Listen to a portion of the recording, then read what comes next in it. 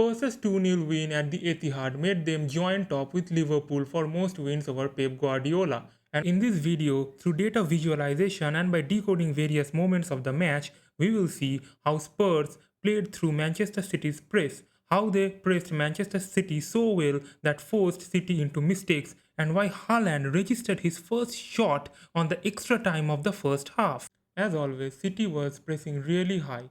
Haaland was on Vicario, and both City wingers Bob and Marmoush were on 2 CBs of Spurs. So when Vicario played the ball to Romero and Romero played it to Porro, Marmoush pressed Porro. But here is the thing, City always wanted a +1 in the back line. Here you can see there is 4 defenders versus 3 Spurs attackers. Kudus was on Ake, but Sarr also dropped to Kudus' side, dragging Gonzalez with him. This created a huge space in the middle. The idea was that when Romero plays the ball to Kudus, Kudus would take the ball, bring it down, and come back into the midfield and play long passes towards either Richarlison or Johnson. But the key thing here is that both Romero and Bentancur are really good press resistance players. They constantly dropped deep, took the ball and played it outside, and this really created a problem for City's press. If you see this chart here, both Romero and Bentancur are ranking quite high when it comes to playing ball from deeper areas in the Premier League. However, when Spurs played on the other side towards Van de Ven, Bob praised Van de Ven. If Van de Ven went straight to Spence or if Vicario went straight to Spence, then Lewis was jumping on Spence. This created back 3 again, and City doesn't want back 3. They always want +1 in the back line. So Stones shifted on Johnson, Diaz shifted on Richarlison, and Ake was on Kudus as always. But here, Gonzalez went deeper. He didn't press Sarr anymore. And this playing style gave Spurs their first goal. Porro played a long ball to Kudus. Sarr, as always, was drifting towards Kudus' side and dragging out Gonzalez. But this time Ake also jumped up on Sarr. This made Diaz shift towards Kudus. Stones was marking Richarlison and Lewis was on Johnson.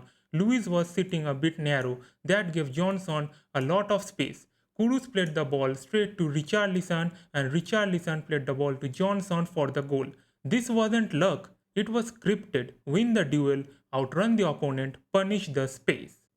But Spurs didn't just sit back and defend. They were also pressing quite high in the first half. Richarlison's role was to either press Diaz or Stones, basically whoever Trafford played the ball to.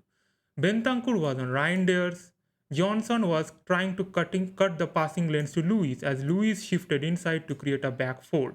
Sarr was on Gonzalez and Palinha was on Cherki. City's idea was that they would drag Spurs' press like this and create a 3v3 on the back. But to create a 3v3 on the back, they needed Spence to also jump. To do that, Lewis mostly either stayed wide like this when Spence jumped on him and Van de Ven shifted to Bob, or went so much inside that Palinha had to cover both Cherki and Lewis. In that case, Palinha was jumping on Lewis and Spence and Van de Ven was jumping on Cherki. This created again a 3v3 at the back line with Spurs. And then City tried to play long ball straight toward Haaland or straight toward Bob. The idea was there, however the execution never really worked as Spurs almost won most of the long balls and Haaland got his first chance in the extra time of the first half. That's how good was Spurs' defense. From this high press came Spurs' second goal. As always, Richarlison was ready to pounce on the CB and Trafford played the worst pass possible. He played the ball to Gonzalez, who was under pressure from Sarr, and Sarr won the physical battle there, and Spurs scored. Once more, outrunning and overpowering City's midfield gave Spurs the breakthrough. Now the second principle, defensive solidity. In the first half, Spurs pressed high. Their PPDA was 11.4, but after halftime, they sat deeper, letting it rise to 21. But since 60th minute, they started to press a bit more again. Even when City brought on Rodri, Bernardo and Doku, Spurs held firm. Look at this defensive map. Zone 14 completely blocked. The right half space shut down by Porro and Kudus. And in the box, Spurs were dominant. Romero had 100% success in tackles. interceptions and recoveries. Bentancur 100% recoveries and clearances, absolute defensive perfection. City had touches in the box, but Spurs' solidity meant they created nothing dangerous. If you see Ryan Cherki's passing breakdown, that is not good. Just 77% of accurate passes, one key pass, and just 40% of balls that actually went in the penalty box. He is the number 10. He should be creating a lot more for the Manchester City attack. Reijnders' passing breakdown, who had such a good game against Wolves in his PL debut, you can see that he had a better passing percentage than Cherki, but 0% key passes and just 1 out of 5 successful balls into the penalty area. He didn't really impact this game against Spurs as he had done against Wolves.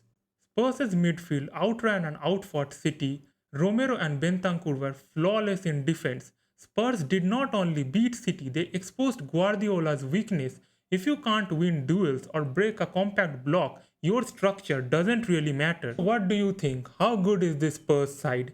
Can they keep this run? Can they really crack the top 4? They have some good fixtures ahead. Drop your thoughts below, and if you want more tactical breakdowns and data viz, do not forget to subscribe.